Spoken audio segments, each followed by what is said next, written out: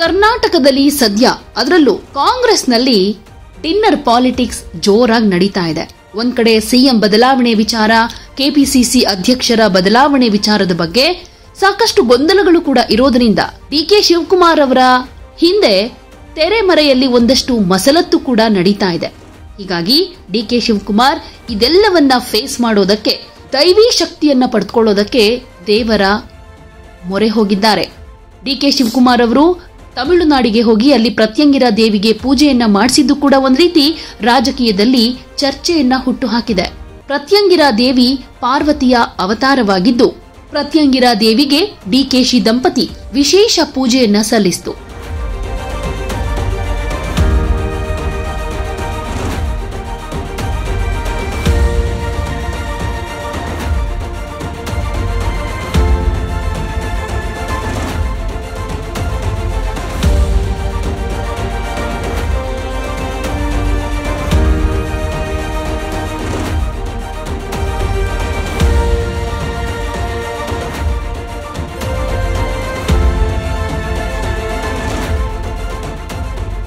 ಇದರ ಜೊತೆಗೆ ಕಾಂಚೀಪುರಂಗೆ ಹೆಲಿಕಾಪ್ಟರ್ನಲ್ಲಿ ದಂಪತಿ ಸಮೇತವಾಗಿ ಬಂದಂತ ಡಿಕೆ ಶಿವಕುಮಾರ್ ಅವರು ಅರುಳ್ಮಿಗು ದೇವರಾಜಸ್ವಾಮಿ ದೇವಸ್ಥಾನಕ್ಕೂ ಹೋಗಿ ವಿಶೇಷ ಪೂಜೆಯನ್ನ ಮಾಡಲಾಯಿತು.